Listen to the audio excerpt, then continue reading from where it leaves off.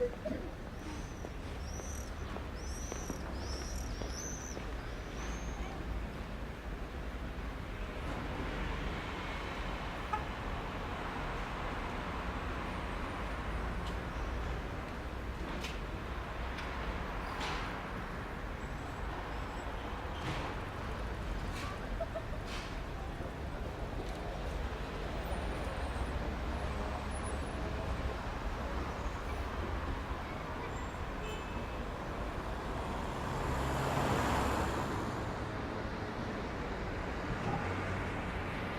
peux lever encore un peu.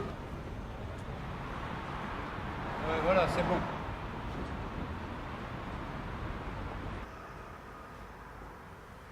Je connaissais déjà Charlet et il s'est associé à ce moment-là avec M. Weller.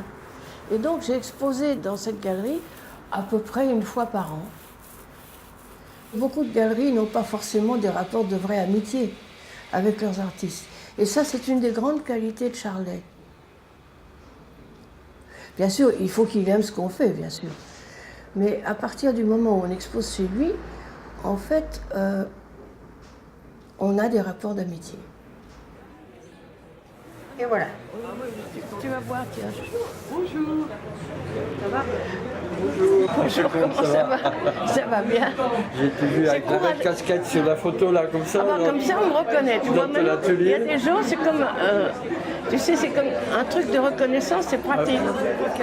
C'est pas sûr, il avait dit qu'il viendra peut-être. Elle a dit, il va bien 2 minutes. Il est à foule. Ah ben oui.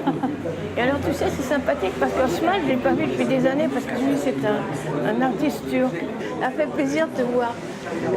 Et quand est-ce qu'on va voir des choses de toi? Charlet, ça fait plaisir de le voir, lui. Hein. Oui, moi aussi. Salut, ah, c'est sympa qu'ils sont venus. Ah, Bouillon, je suis contente de te revoir. Moi aussi, je suis très content et je suis content de voir tes travaux. Tu trouves que ça va? Ça va très bien. Ah, tant mieux. Non, ça, c'est du fusain. Mais les petits, c'est du crayon. À papier. Ouais. Merci, au revoir.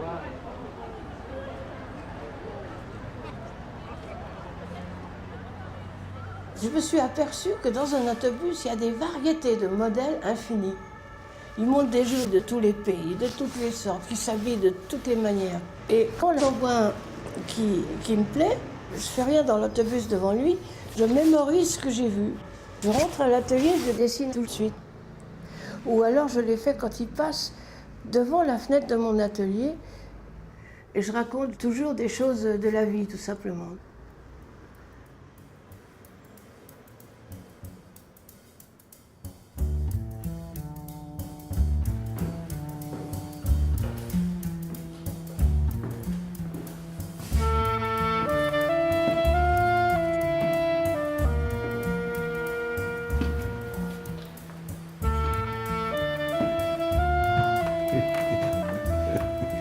Comme ça.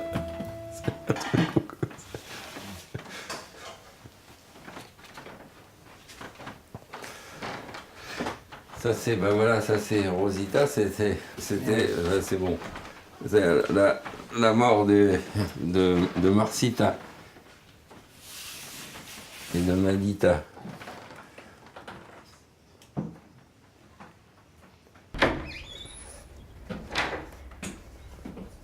Ça c'est la chambre de ma fille.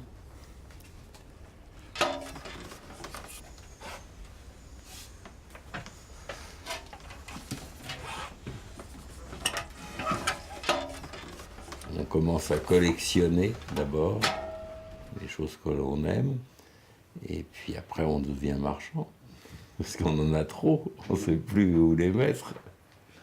C'est Michel Péris, c'est les râpes à fromage. C'est-à-dire que la première phase, c'est de collectionner et de rassembler des choses qui vous intéressent et peut-être pouvoir faire une exposition. Et puis après, on s'affine et on recherche des artistes dits contemporains, vivants en même temps que vous. Je fais ma peinture à travers les autres. Donc j'ai une palette énorme. C'est Poul Petersen. Charlie on point. Ça, c'est Klaus Niklos, c'est la femme de Freundlich. Ça, c'est Yakoulov. Ça, c'est Henri l'arrière. Ça, c'est un Péris, c'est les palettes. Ça, c'est Monsieur Lagore, que j'aimais beaucoup aussi.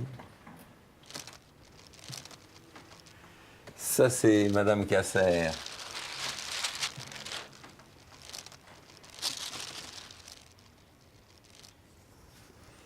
C'est un peu comme tu sais, les graffitis de Brassailles, un peu comme ça, tu vois. Là.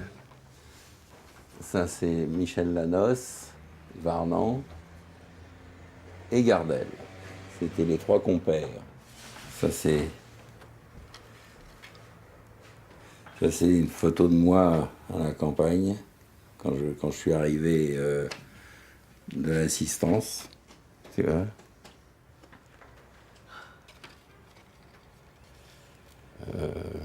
L'artiste est dans son œuvre et c'est une recherche de lui-même, donc il est restreint. Tandis que moi, je peux jouer. Et je suis beaucoup plus libre que l'artiste.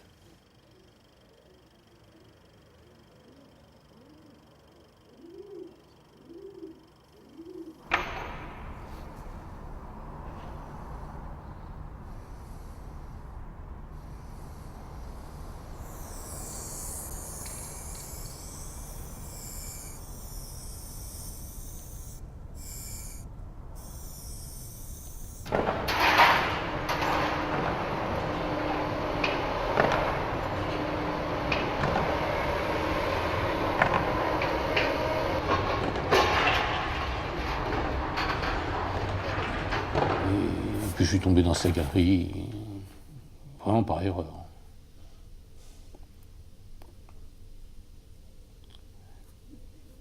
Et puis on est restés comme ça, tous les deux, aussi par erreur, et de la sienne et de la mienne. C'est des morceaux du mur, ça. Oui, c'est un morceau du mur. Oui. Voilà. Oui, oui. Tu vois, du mur de Berlin. Oui, oui. Ah non, mais ça, c'est terrible, les abattoirs. Cette pièce-là, je voulais la conserver. J'aurais bien aimé la conserver. C'est le seul galeriste qui, au départ, a pris un mec comme moi pour faire comme ça, au départ. Je veux dire, alors que tout le monde refusait. Je veux dire, il faut pas croire. D'autres galéristes ont refusé mon travail. Ils ont accepté un tout petit peu, 10 ans après qu'il ait fait les choses. C'est une table avec il y a tout un truc métallique derrière. Hein. C'est très très lourd, ça. Attention à l'autre truc. Hein. Oh non, ça fait rien, c'est une chose. Bah, faut le démonter. Oui, oui. Bon, bah, je prends cette partie. D'ailleurs.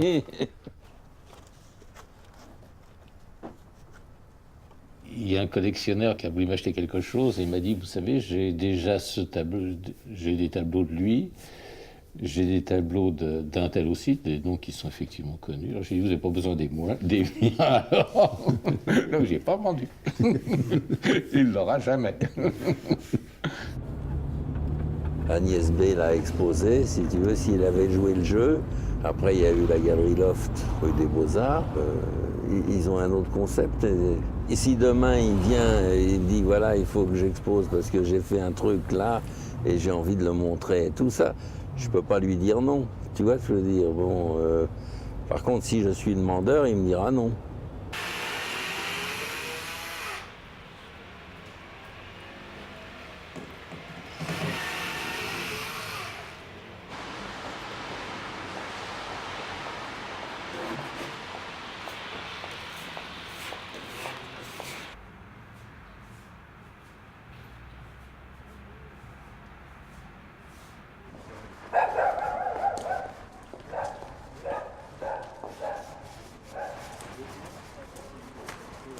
Généralement, je choisis des gens où il y a une humanité.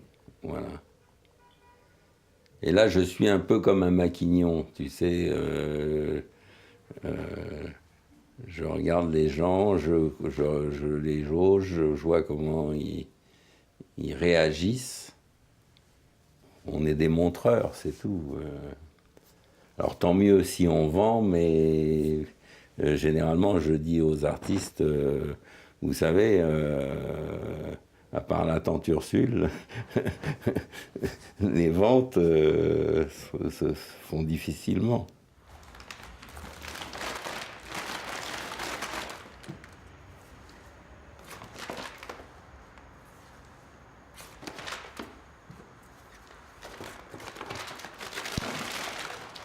Le rôle du marchand, c'est de faire connaître, montrer et poser des problèmes aux spectateurs.